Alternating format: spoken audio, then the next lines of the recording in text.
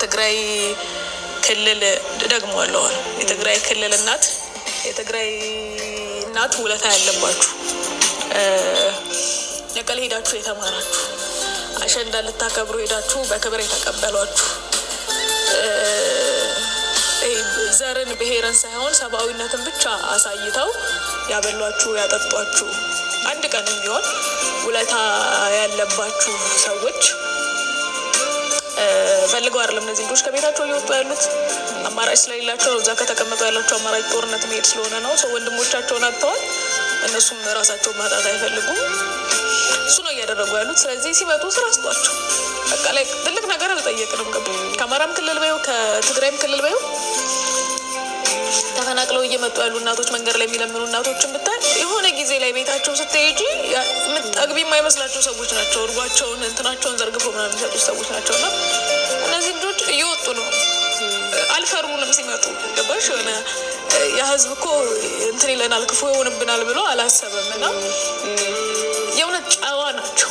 እግዚአብሔር ምስክር የመቀሌ ህዝብ ወጣት ይኸውልሽ ኦልሬዲ አደንዝዞታል። ጦርነት ይሄ እንትን የለውም ክፋት የለበትም ምናምን እና ይሄ ፖለቲከኞች አይደሉም። የጦርነትን ክፋት ያውቁታል። የመሞትን የመታመምን ህመም ጥግ ምናምን ያውቁታል። እና እኛ ግን አዲስ አበባ ስትመጪ ደግሞ ስራ ማግኘት ቀላል አይደለም። እነዚህ ልጆች ለመኖር ነው እየመጡ ያሉት እንጂ እናት ቤት አላቸው። አነሰም ከፋም በልተው የሚያድሩበት የሚተኙበት ቤት አላቸው። እና አይደሆነ ሲደመጥተው ጎዳና ላይ ላያቸው አልፈልግም። የሆነ ነገር ላረጋቸው የሆነ ነገር ሆኖ አዝነው እንዲያ አልፈልግም። ለምንድን ነው ካልሽ እንዳልኩሽ ነው። በህይወት ጠኑ ከእግዚአብሔር በታች የህዝብ ስላለ ነው ያልተራብ ነው። እኔ ከመቀሌ ስወጣ ሁሌ ይናገራል። ጎረቤታችን የነበረች ሴትዮ ነበረች። ግቢያችን አካባቢ ነበረች። ለምለም የምትባል ሴትዮ ሱቅ ነበራት። እና ልንሄድ ነው ስንላት ወደ አዲስ አበባ ልንሄድ ነው ስንላት 4500 ብር ነው ቆጥራ የሰጠች። የላትም ነጹ ማለት ኖሯት ካላት ላይ ብዙ ሆኖ ምናምን አይደለም። ባንክ ዝግ ነው። እሷ እየቀረች ነው።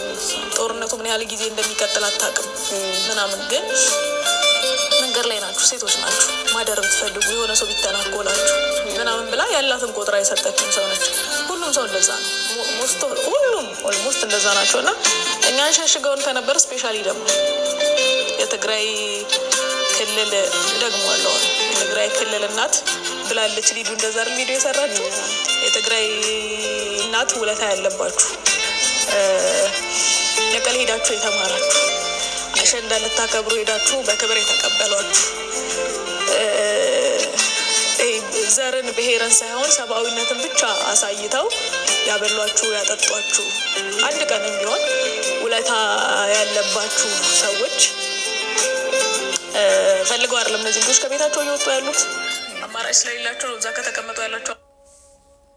ሰምታችሁታል አይደለ ጋይሶች? ለትግራይ ወጣቶች ለትግራይ ሀገር ያሉት ወገኖቻችን ቤተሰቦቻችን ድምጽ ልንሆን ይገባል።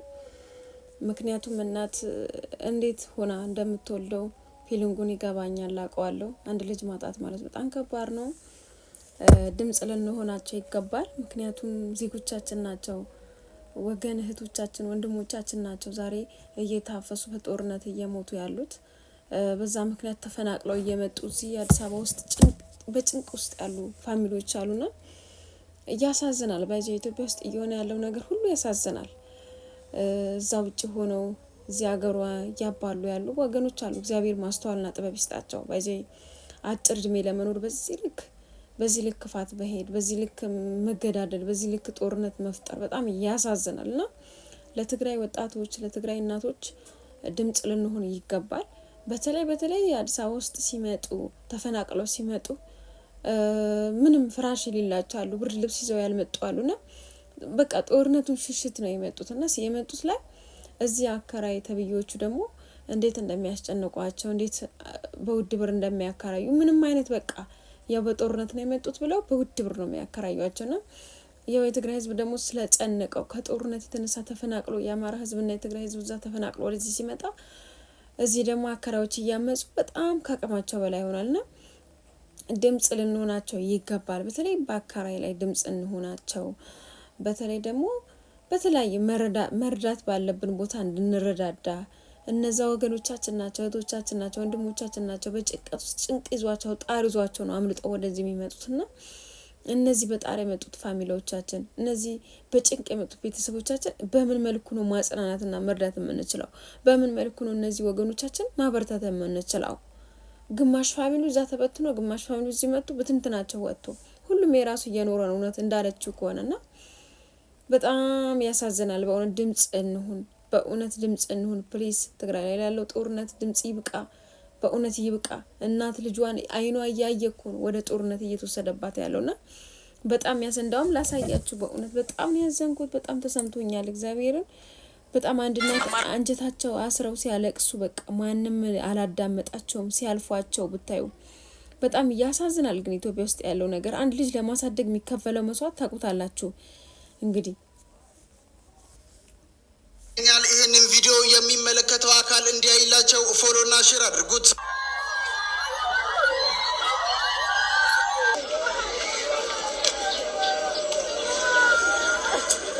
በዛሬው ዕለት ሰኔ 26 የምታዩት ተንቀሳቃሽ ምስል በመቀሌ ከተማ የተፈጸመ ሲሆን በምታዩት መልኩ በርካታ የመቀሌ እናቶች በግዳጅ የተወሰዱባቸውን ልጆች ለማስጣል ድንጋይ ተሸክመው ልጆቻቸው ወዳሉበት ባስ እየተከተሉ ቢወረውሩም ልጆቻቸውን ግን ማስጣል አልቻሉም። የመቀሌ እናቶች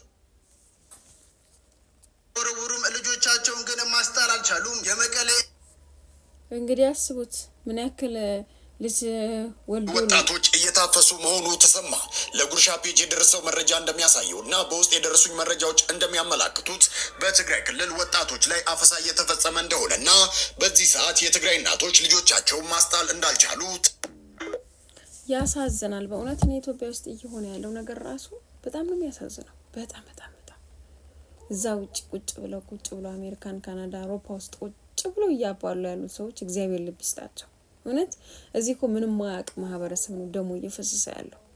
ምንም ማያቅ ሰው በእውነት እኔ በጣም ነው ውስጥ የሚናካው። ወገን በየትኛውም እኔ ብሄር የለኝም፣ ምንም አይነት ብሄር የለኝም። ኢትዮጵያ በመሆኔ ብቻ ነው የማውቀው። እኔ ኢትዮጵያ እንደሆንኩ ብቻ ነው የማውቀው። እና ግን የትኛውም ወገን የትኛውም ኢትዮጵያዊ የትኛውም አበሻ ሲነካ ያመኛል። ውጭ ሀገር ራሱ እኔ ጣላ ነበር አበሻ ሲነካ። ስለ አበሻ መጥፎ ሲወራ ራሱ አልወድም፣ እንኳን እርስ በርሳችን ማለት ነውና